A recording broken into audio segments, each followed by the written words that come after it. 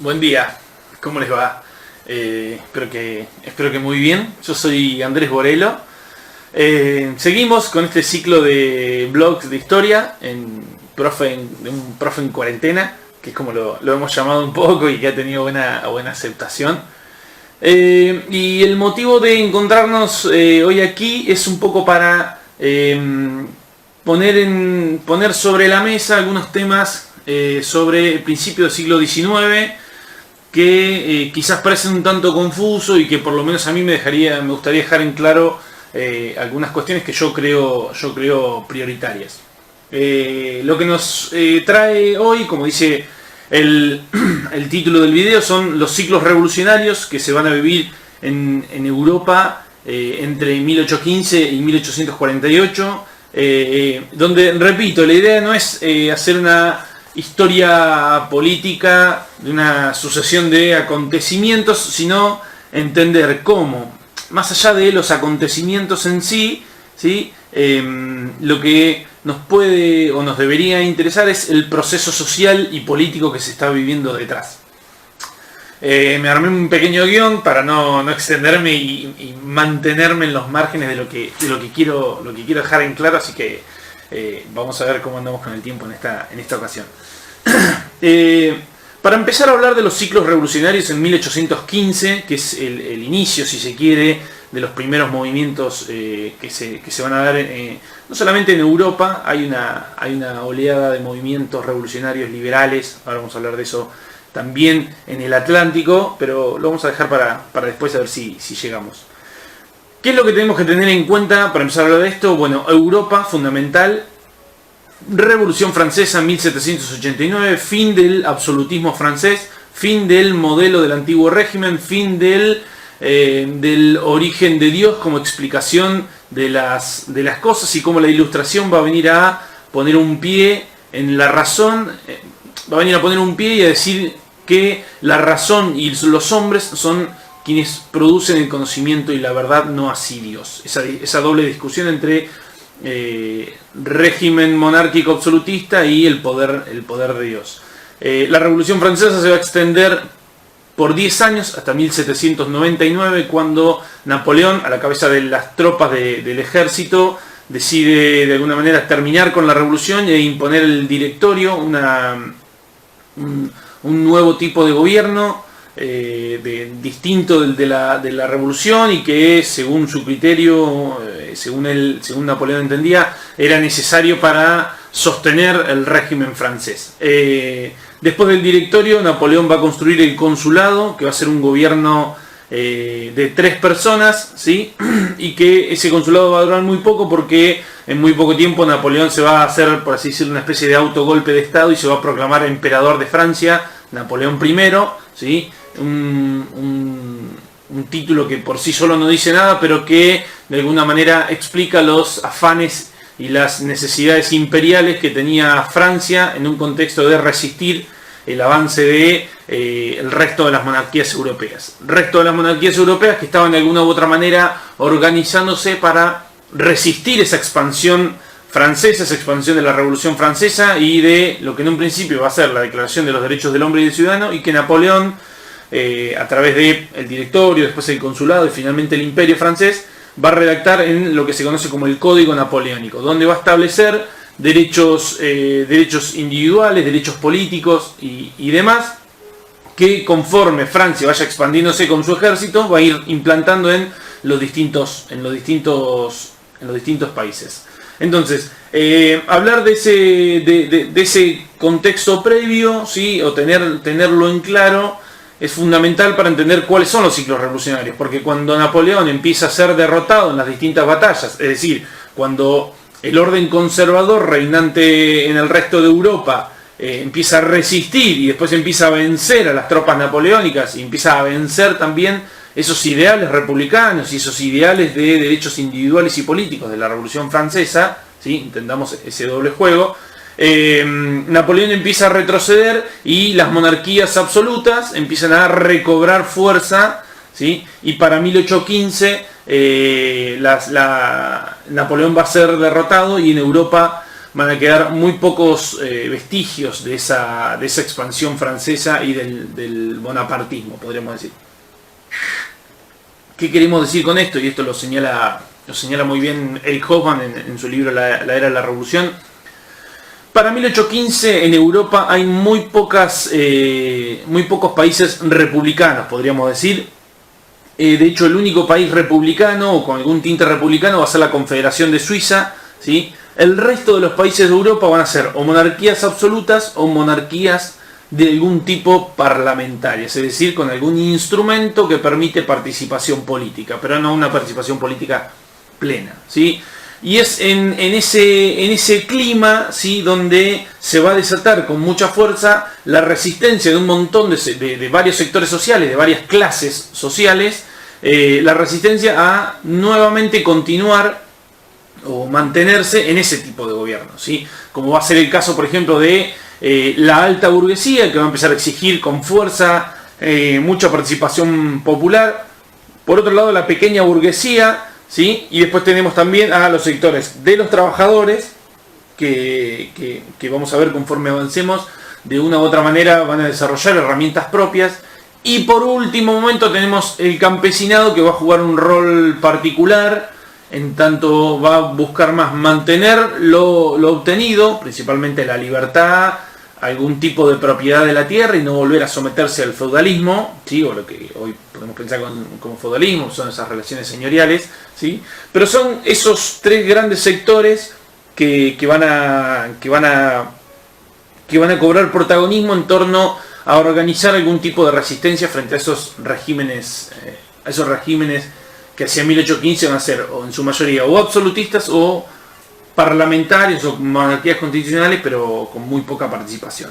Entonces lo que podemos hablar desde 1815 y con fuerza hasta 1830, pero en general hasta 1848, es un doble juego, una tensión entre un orden conservador representado por las monarquías, la nobleza, la alta nobleza y la nobleza tanto laica, ¿sí?, como eclesiástica, es decir, que pertenece a la iglesia como que no, ¿sí?, y los grandes terratenientes, propietarios de tierra, que buscan mantener sus sectores de poder, ¿sí?, y de ahí el mantener el régimen de monarquía absoluta o monarquía con algún tipo de parlamento y demás. Y por otro lado, estos ciclos revolucionarios que se van a desarrollar durante esta primera mitad del siglo XIX y que lo que van a buscar es poner en cuestión, poner en duda ese tipo de gobierno, ese tipo de representatividad que en realidad no representaba absolutamente a nadie, ¿sí?, para construir otro régimen político que tuviera mayor participación. Es decir, estos sectores lo que le están exigiendo a los sectores de poder es que abran el juego político para que ellos puedan participar también. Y va a ser lo que va a estar en tensión entre 1815 y 1848. Y la mayoría de estos sectores que van a ofrecer resistencia a estas monarquías absolutas y demás, van a pedir claramente tres cosas. Primero, una constitución, y para que haya una constitución tiene que haber una asamblea general. Lo explico brevemente. Una asamblea general es cuando se convoca a la mayoría de la población a votar delegados. Esos delegados se reúnen en la asamblea general y redactan, escriben una constitución donde esa constitución establece qué tipo de gobierno es el que se va a adoptar. Una república, una monarquía constitucional y demás. Lo que van a exigir principalmente estos tres sectores van a ser, por un lado, una constitución, ¿sí?, fundamental, una constitución, y esa constitución lo que va a establecer es cuestiones mínimas: igualdad ante la ley, derechos individuales y el principio de libertad de las personas. Es decir, todas las personas somos libres, ¿sí?, todas las personas somos iguales ante la ley, y todas las personas tenemos derechos individuales mínimos: libertad de prensa, libertad de expresión, libertad de participación y asociación política. Cuestiones básicas que hasta ese momento, o sea, a nosotros nos parecen básicas hoy en el siglo XXI, aunque hay gobiernos que hoy las están también poniendo en duda, pero que son derechos conquistados y demás, pero que en este momento había un afán y una necesidad de exigirlas de alguna u otra manera. Y estos siglos revolucionarios, el protagonismo va a estar por este tipo de exigencias, ¿no? Lo que vamos a hacer ahora es mencionar algunos países, ¿sí?, y ver qué tipos de movimientos y cómo han triunfado o fracasado según el caso. fracasado es una manera de decir, porque en realidad cuando hay un movimiento de tipo revolucionario, transformador, por más que fracase, lo que queda es la experiencia de haber participado allí para futuras movilizaciones, resistencias, revoluciones, lo que fuera, entiéndase de esa manera el fracaso, ¿no?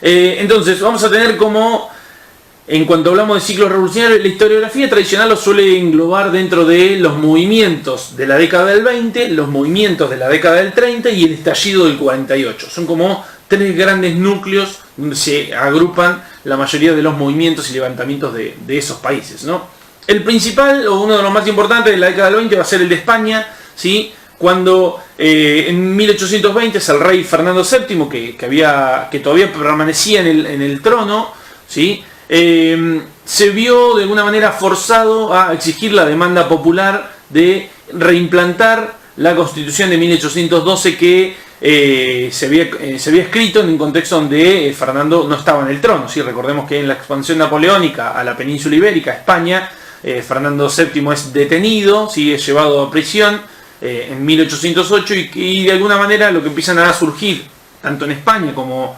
en la América hispánica o la colonia, los virreinatos, distintas juntas de gobierno, ¿sí? En pos de escribir una nueva constitución en ausencia del rey. Ya vamos a volver sobre ese tema con más detenimiento.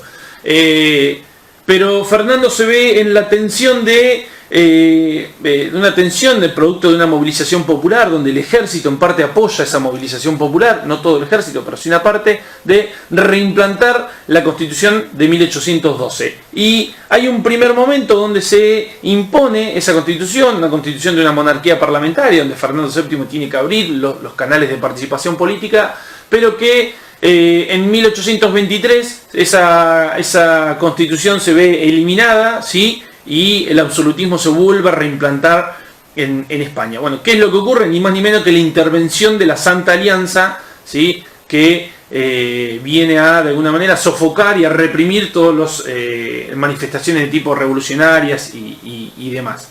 ¿Qué era la Santa Alianza? Bueno, era una alianza, justamente, con bases religiosas y también militares entre principalmente el Imperio zarista o Rusia, el Imperio austríaco, lo que va a ser Austria después, y el Imperio de Prusia o el Reino de Prusia, donde entre esas tres grandes potencias por así decirlo, se comprometen a firmar una especie de tratado en el cual es primordial mantener las monarquías absolutas o parlamentarias en Europa. Y para ello van a poner a su disposición a sus respectivos ejércitos cuando haga falta en cada uno de los países de Europa. Entonces, la Santa Alianza en 1823 interviene con las tropas, con el ejército, ¿sí? Sofoca, elimina todos esos movimientos de exigencia de mayor participación política y demás, que van a estar en su mayoría protagonizados, encabezados por las burguesías de estos países, ¿sí? Recordemos que los campesinos apenas sabían, la mayoría no sabía leer y escribir, y los trabajadores apenas sabían leer y escribir, por lo cual los movimientos que son encabezados por quienes tienen tiempo para encabezarlos, dinero para encabezarlos, ¿sí? Y que son ilustrados para encabezarlos, mayoritariamente la burguesía, por lo menos en los movimientos de 1820 y los movimientos de 1830, ¿sí? Entonces esta primera experiencia liberal revolucionaria, ¿sí? Se va a ver fracasada en 1823. De igual manera, en la península itálica, no hablamos de Italia aún, la unificación de Italia se va a dar en 1860, en la década de 1860. Pero la península itálica estaba dividida en múltiples reinos, de manera independiente de sí, el Vaticano siendo un reino más.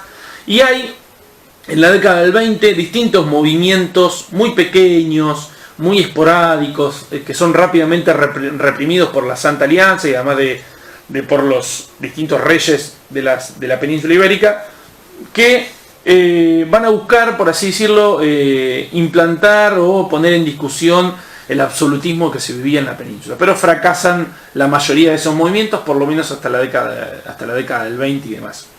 Otro movimiento que también estalla y fracasa va a ser el de Francia. Francia, en 1820 hay un intento de alguna manera poner en discusión la monarquía francesa y de tratar de construir un régimen de tipo republicano, pero que no cuenta con grandes adeptos, con mucho apoyo popular. Hay muchos sabotajes, hay muchos complots para poner en jaque la economía de la monarquía francesa, pero eso fracasa, estaban mal organizados entre sí, muy desconectados y demás, y no logran el impacto que tenían. Me armé de acá un pequeño apunte para no distraerme. Hay todo un tema en torno a América hispánica y las revoluciones atlánticas. Sí, hay muchas teorías que dicen que en realidad cuando hablamos de ciclos revolucionarios también se puede hablar de un ciclo atlántico protagonizado por las revoluciones que justamente se van a dar en el Atlántico. Y allí podemos mencionar que son revoluciones, hay historiadores que dicen que son en realidad revueltas o insurrecciones anticoloniales, cuando en realidad lo que se buscaba, dicen estos, creo que es Ascuya Meguin, uno de ellos que lo plantea, lo que se buscaban eran revueltas en contra de la colonia, ¿sí? Pero de ninguna manera planteaban objetivos independentistas, mientras que hay otros historiadores que dicen que sí, eran claramente movimientos independentistas que maduraron un poco más tarde.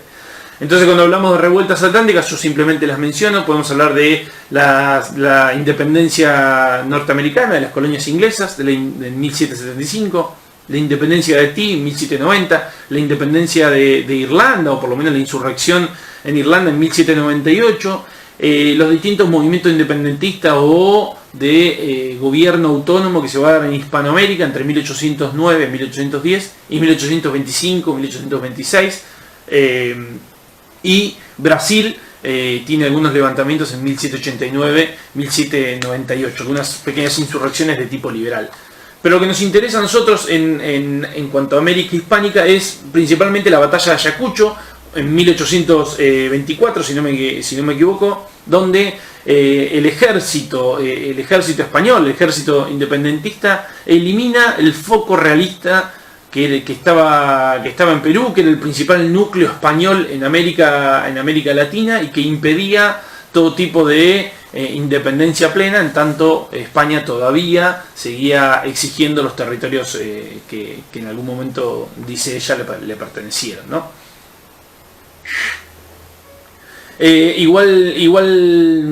Una igual movilización va a haber en Rusia, muchísimo más pequeña, donde hay un movimiento liberal, sobre todo encabezado por una burguesía muy chiquita que existía allí, que de alguna manera lo que va a intentar hacer es deponer al zar que estaba en ese momento, si no me equivoco es Alejandro I, para implantar un nuevo zar y que ese zar pudiera redactar o por lo menos construir una monarquía de tipo parlamentaria, pero eso fracasa rápidamente. Y quizás el mayor éxito de estos ciclos revolucionarios de 1820 tiene que ver con Grecia. Y la particularidad de Grecia es que nos aporta un nuevo dato, ¿sí? O un nuevo condimento a estos ciclos revolucionarios, que es el nacionalismo.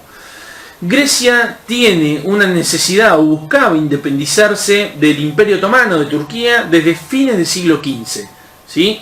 Por lo cual esa independencia que tuvo mucha resistencia, sobre todo del Imperio Otomano, ¿sí? Va a encontrar en 1820 en adelante una serie de apoyos que va a terminar consiguiendo la definitiva independencia. Y el nacionalismo va a ser un componente muy fuerte, porque Grecia va a apelar a ese nacionalismo, a esa Grecia antigua, de periodos de antes de Cristo y demás, cuando llegó a ser una economía muy importante y una potencia militar muy importante en el Mediterráneo. Va a apelar a ese nacionalismo para unificar un montón de voluntades distintas, sobre todo la pequeña y la gran burguesía, ¿sí? Algunos sectores trabajadores minúsculos, pero mucho campesinado sobre todo, en pos de una Grecia independentista, y que va a contar sobre todo con el apoyo de dos grandes potencias europeas. Inglaterra no la va a apoyar tanto, pero va a acompañar ese movimiento independentista, pero sobre todo Rusia, la Rusia zarista, que va a buscar en una especie de estrategia continental debilitar al Imperio Otomano. Y debilitar al Imperio Otomano significaba apoyar la independencia de Grecia para que el Imperio Otomano se desprenda de una porción de su territorio y también pierda mucho acceso al mar Mediterráneo, que era mucho de lo que estaba en disputa también en este contexto. Hacia mediados de la década del 20, y ya metiéndonos en la segunda etapa de los ciclos revolucionarios, sobre todo en 1830, en Francia, y nos volvemos a ocupar en Francia, ¿sí? Es muy difícil para el pueblo francés deshacerse de esa experiencia histórica que había significado la Revolución Francesa. En 1824 comienza su reinado Carlos X, ¿sí? Y Carlos X va a tener una actitud muy represiva para con estos movimientos liberales, para con estos movimientos republicanos y estos movimientos que buscaban algún tipo de participación política. Y esto va a generar una situación de malestar muy grande, muy fuerte, ¿sí? Que de alguna u otra manera van a desencadenar una serie de revueltas, ¿sí? Y que van a terminar por renunciar, va a terminar con la renuncia de Carlos X. Y en su lugar, ahí va a haber un doble juego entre la nobleza que no apoyaba a Carlos X, se recompone, se reconfigura y rápidamente propone un rey que va a ser Luis Felipe de Orleans, ¿sí? Y por otro lado, la alta y mediana burguesía, que está como muy lenta para, en este contexto de crisis y renuncia de Carlos X, ofrecer una salida republicana. Entonces, podríamos decir que la burguesía se duerme a la hora de exigir la República Francesa y en su lugar la nobleza, la baja nobleza y demás, se apura y logra meter en el reino, sí, como rey, a Luis Felipe de Orleans, que era un rey un tanto más progresista que Carlos X, un rey que va a reimplantar la bandera tricolor de la Revolución Francesa, que había sido eliminada de los signos y la simbología oficial, un rey que va a ampliar la participación política en cuanto va a ampliar el padrón electoral sobre quiénes pueden participar en elecciones y quiénes no, y va a abolir la censura a la prensa, que era algo que Carlos X había implantado, lo cual significaba para Francia que todos los diarios, pasquines, libros y demás puedan circular libremente. Después en la década del 30 va a haber también otros movimientos en Bélgica, donde la pequeña burguesía que estaba allí tiene algunos intentos de exigir algún tipo de participación política que se van a ver frustrados. Y igual situación van a vivir Polonia, los reinos italianos que continúan como la década del 20 con algún que otro movimiento, y sobre todo Alemania, los reinos alemanes, la Confederación Germánica que se había formado en 1815 para frenar a Napoleón. Se habían creado como grandes estados tapón para frenar el avance de Napoleón, y uno de ellos fue en 1815, ya Napoleón derrotado, pero la Santa Alianza había formado en 1815 la Confederación Germánica para nuclear a todos esos reinos de lo que hoy conocemos como Alemania, ¿sí? Y que en frente a los primeros avances o movimientos revolucionarios de las pequeñas burguesías y demás, los ejércitos de la Santa Alianza, sobre todo el ejército austríaco y el ejército de la Rusia zarista, van a aplacar. Y el otro gran movimiento, o el país que hasta ahora no hemos nombrado o hemos pasado por arriba, va a ser Gran Bretaña. Gran Bretaña no va a vivir grandes revoluciones de este tipo, pero sí lo que va a suceder allí es que va a vivir como el resultado de la revolución industrial que venía protagonizando o que venía impulsando desde 1760, 1770 y demás, los productos sociales de esa revolución industrial va a ser un movimiento obrero, ¿sí? Que no se va a ver representado en la organización política del reino de Gran Bretaña. Entonces va a empezar a surgir un movimiento en Inglaterra que va a ser conocido como el cartismo, ¿sí? Y que entre 1830 y 1840 va a empezar a exigir distintos tipos de derechos políticos básicos, como por ejemplo el sufragio universal masculino, el voto secreto. Esto es importantísimo, el sueldo para diputados electos, porque hasta ahora era ad honorem, entonces si alguien era de condición pobre no podía acceder al Parlamento porque no tenía manera de sobrevivir y mantener a su familia. Y la cuarta, la eliminación de requisitos para la participación en el Parlamento, porque había algunos requisitos mínimos para participar en el Parlamento inglés y que este movimiento obrero, estos sectores populares ingleses quieren que se saque para que todos puedan participar, si son democráticamente electos, podríamos decir. Lo del sueldo para diputados es fundamental, ¿sí? Porque sobre todo a veces en estos contextos como los que vivimos en la actualidad de Argentina, muchas veces dicen que los políticos trabajen ad honorem y demás, y tiene que ver con esto, con que en realidad los sectores populares o los sectores pobres puedan, después podemos discutir si acceden o no, pero que puedan acceder y puedan mantenerse con ese mismo sueldo. Esto es fundamental, es un reclamo que viene de hace 200 años. La particularidad de los ciclos revolucionarios va a estar dada en el año 48. 1848 aportan nuevos condimentos y otros condimentos van a madurar, ¿sí? en muy poco tiempo. Las revueltas de 1848 se van a dar, o el tercer ciclo revolucionario de 1848 se va a dar entre 1846 y 1847, la mayoría de los estallidos en 1848 propiamente dicho, ¿sí? Pero también van a fracasar la mayoría de los movimientos que van a estallar en 1848, ¿sí? El principal los principales condimentos que va a aportar 1848 van a ser que ya no solo las exigencias van a ser de carácter liberal plenamente, sino que también hay exigencias a las monarquías de carácter nacionalista, es decir, los movimientos y los grupos sociales, las clases sociales hacia el interior van a empezar a consolidar una identidad de nación. Vamos a hablar, después vamos a hacer algún video sobre Estado-Nación, pero hasta este momento podemos hablar de nación y nacionalidad, ¿sí? Y la otra que va a ser la fuerte presencia que va a tener el movimiento obrero en estos tipos de reclamos y en estos tipos de movilizaciones en pos de una constitución, de una asamblea general, de mayor participación política, de libertad de prensa, de libertades individuales y demás. En 1848 podemos, si bien son las mismas clases sociales las que están exigiendo participación política, la alta burguesía, la baja burguesía, los trabajadores, los campesinos, ¿sí? Podemos hacer alguna caracterización de ellos, ¿sí? Porque no todos pedían exactamente lo mismo ni estaban englobados en la misma idea. Y esto va a ser obviamente una generalización a fines de explicar los conceptos. Un sector se va a agrupar dentro de los moderados liberales, que va a ser la alta burguesía, que no quería grandes cambios, pero sí quería participar en la toma de decisiones y en el poder político.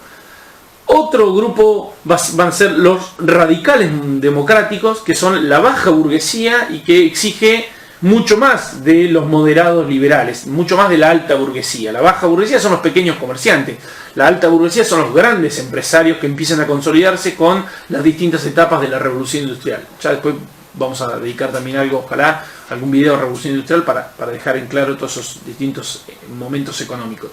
Y el otro gran protagonista como movimiento político va a ser el socialismo, ¿sí? Las primeras identidades socialistas van a empezar a configurarse en 1830, 1840, ¿sí? Y van a tener mucha participación política en 1848, ¿sí? Y hay distintos movimientos donde los vamos a ver muy presentes. Por ejemplo, en Francia. Hay también un pequeño movimiento liberal en Suiza entre el 46, el 47, el 48, donde se le exige a la monarquía terminemos con el absolutismo, pero ponemos una república o una monarquía constitucional, donde también la burguesía muy poca madura, sin muy poca experiencia si se quiere, en la tradición revolucionaria, de alguna manera deja pasar la oportunidad y la pequeña nobleza suiza se reconfigura y consolida esa monarquía constitucional que ya venía perdurando. Pero el caso paradigmático va a ser lo que sucede en Francia, como decíamos recién. La crisis económica francesa entre 1846 y 1847 desmejora la situación de un montón de sectores, pero particularmente los sectores que son más vulnerables cuando hay una crisis económica. El campesinado, los trabajadores y la pequeña burguesía, los pequeños comerciantes, son los más desfavorecidos y que juntos van a salir a, de alguna manera, manifestarse en contra de la monarquía que estaba gobernando en Francia, en favor de mayor exigencia, mayor participación política, de transformar el Parlamento y ampliar el padrón electoral para que más personas, más ciudadanos puedan participar de esos canales políticos, ¿no? El rey en ese momento intenta de alguna manera prohibir y reprimir todas esas manifestaciones que se van a dar allí, pero salen a las calles con mucha fuerza estudiantes, trabajadores, pequeños comerciantes, incluso la Guardia Nacional, que es un tipo de fuerza que responde a la monarquía francesa ese entonces, también salen a la calle. Al rey no le queda más remedio que dirimir, que presentar la renuncia, y se forma un gobierno provisional que rápidamente declara que Francia vuelve a ser una república, la segunda república francesa. A lo largo de la historia va a haber 5 repúblicas francesas, esperemos que haya apoyo en el canal para poder recorrerlas todas, porque es una historia interesante. Pero en 1848 se construye la Segunda República Francesa, ¿sí? Y acaban de suceder dos cuestiones interesantes, una de orden político-social y otra más de orden político-institucional. En cuanto a lo político-social, para solventar la crisis económica, un diputado socialista, Louis Blanc, propone crear talleres nacionales donde el Estado le dé trabajo a los más de 100.000 desocupados que había en Francia en ese entonces. Ese proyecto económico, no vamos a profundizar aquí, pero no tiene el éxito que se buscaba, sobre todo porque como quien dice, le serrucha el piso, le socavaba las bases a la burguesía económica que quería también rentabilidad económica y que estos talleres se la estaba poniendo en disputa. Entonces, la burguesía que participaba en ese parlamento que se acababa de crear manda a disolver esos talleres nacionales que había propuesto el diputado socialista Louis Blanc, y cuando sale un montón de gente a manifestarse para que se reabran esos talleres nacionales, este gobierno provincial manda a reprimir fuertemente a esas manifestaciones. Tengamos por un lado ese movimiento y por otro lado entendamos que en 1848, cuando se declara la Segunda República, rápidamente la Asamblea Nacional llama elecciones y va a aparecer un muchacho que, haciendo alarde de su apellido y del pasado que su apellido tenía en la historia francesa, va a ganar las elecciones presidenciales. Y estoy hablando de Luis Napoleón. Luis Napoleón era el sobrino de Napoleón Bonaparte, el Napoleón del imperio, del consulado, del directorio y de la propia Revolución Francesa, y que usa de alguna manera su apellido como eslogan publicitario para ganar las elecciones en un contexto de crisis económica y social, y donde la gente en ese contexto de crisis, el pueblo francés, busca resguardarse resguardarse en alguna imagen de seguridad, y la imagen de seguridad más próxima que tenía era la de Napoleón de previo a 1815. Entonces deciden apostar por el sobrino de Napoleón, Luis Napoleón. Cuando accede el poder, Luis Napoleón, que no estaba muy a favor de lo que se había resuelto con la Asamblea, decide de alguna manera disolver la Asamblea. ¿Sí? Dice que no era un contexto en el cual esa Asamblea pudiera funcionar, entonces disuelve la Asamblea, ¿sí? Que había redactado de alguna manera, esa había propuesto la República con la que él había llegado al poder. ¿Sí? Es como la famosa frase de no hay que ensuciar donde uno come. Bueno, él hace un poco eso, ¿sí? Disuelve la Asamblea, hace un plebiscito general, es decir, le consulta a la mayoría de la población sobre si está bien o no disolver la Asamblea en 1851. La población le dice que sí, que está bien, porque la situación en Francia era catastrófica, la crisis económica no daba más y necesitaba un gobierno fuerte y demás.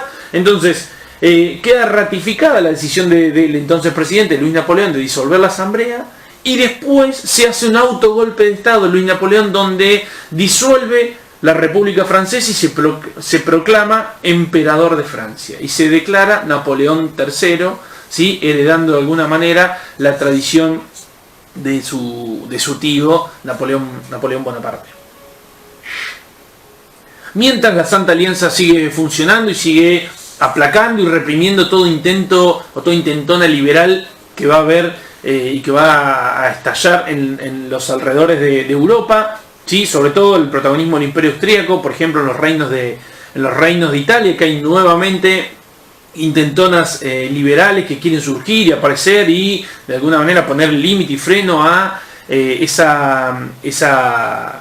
absolutismo de los reyes italianos. E incluso en la propia Viena, la capital de Austria, hay una especie de movimiento que termina por redactar una constitución y pone en jaque a la propia monarquía austríaca, que rápidamente se recompone, reconfigura su ejército y reprime ferozmente primero al interior a sus propios movimientos y después a los distintos movimientos que hacia 1846, 47, 48, 49 iban estallando en Europa, en los reinos de Italia, en los propios movimientos nacionalistas que van a surgir con fuerza en territorios austríacos, del Imperio Austríaco, Bohemia, Hungría, Transilvania, ¿sí? En algunos dominios del Vaticano que buscan desprenderse del Vaticano y generar reinos o gobiernos o repúblicas o monarquías constitucionales propias. También el ejército de la Santa Alianza con mucha menos fuerza, pero va a llegar allí, va a reprimir todos esos intentos y sublevaciones. Y lo propio con las regiones alemanas, que siguen intentando de alguna manera construir algún tipo de gobierno, y que tanto el Imperio Austríaco como el Imperio Zarista van a intervenir allí y van a reprimir todo tipo de manifestación. Entonces, ¿cuál es el balance que queda de todo este proceso histórico? Bueno, básicamente van a quedar la mayoría de las revueltas, de los ciclos revolucionarios van a fracasar. Si bien es cierto que muchos estados que eran monarquías absolutas se van a transformar y se van a reconfigurar en monarquías parlamentarias, ¿sí? Hay como varias lecciones que quedan para la historia. Primero, que la burguesía, la pequeña burguesía, ¿sí? Va a, de alguna manera, dejar de aliarse a los sectores del proletariado, que empezaban, de los trabajadores, que empezaban a hablar de revolución social, y eso era un tema que a la burguesía, a la pequeña burguesía, temía bastante, porque ponía en jaque su propio origen económico. Entonces va a empezar a aliarse la pequeña burguesía, en vez de con los trabajadores o el proletariado, con la alta burguesía, aunque también tenía diferencias económicas con ella. El segundo aprendizaje que dejan todos estos ciclos revolucionarios es el protagonismo y la consolidación del proletariado, el movimiento obrero, como un sector autónomo, con reclamos y demandas propias, ¿sí? Que podía autorrepresentarse a sí mismo, ¿sí? Y la tercera gran experiencia que va a dejar es el movimiento campesino, ¿sí? El campesinado en general, que durante todo el periodo va a tratar, o se va a mantener un poco a la retaguardia, tratando de defender lo que había conseguido, pero que también le demostró al movimiento obrero que de alguna manera podían confluir algunos intereses en común.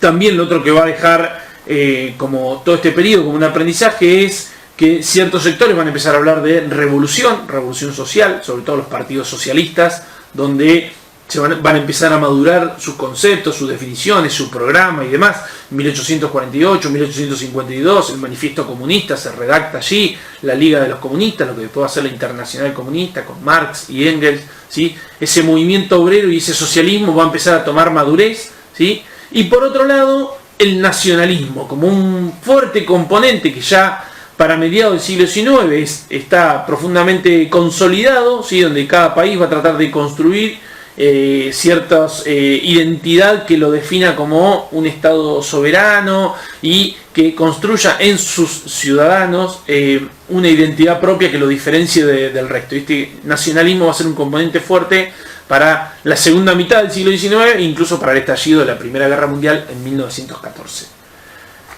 Me extendí un poquito, no quería, perdón, traté de ir como un poco ligero.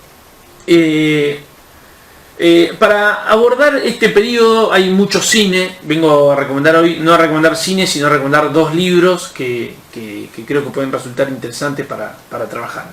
El primero va a ser un libro, Los Miserables, de Víctor Hugo, que narra un poco de alguna manera la situación francesa entre 1820, 1830, 1840, ¿sí? Y desnuda todo el entretejido y el entramado de la sociedad francesa, la aristocracia y demás en ese periodo. Y por otro lado, La Guerra y la Paz, de León Tolstoy, ¿sí? Que es un libraco muy grande, mil y pico de páginas, donde narra desde la Rusia zarista, ¿sí? La historia de varias familias que se van a dar entre 1808 y 1810, los avances y la llegada de Napoleón al imperio zarista, aunque esa llegada fracasa, la llegada de Napoleón allí y cómo distintas familias van a empezar a vivenciar durante el imperio zarista en la primera mitad del siglo XIX. Así que espero que les puedan dar una mirada, o alguna otra que conozcan ustedes, que se crean que se pueda usar para trabajar este periodo.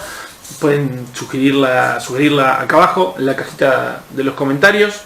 Recuerden suscribirse, compartir el video. Este me costó particularmente bastante, me tuve que adaptar a un guión para no irme, y aún así veo que se me extendió bastante el video.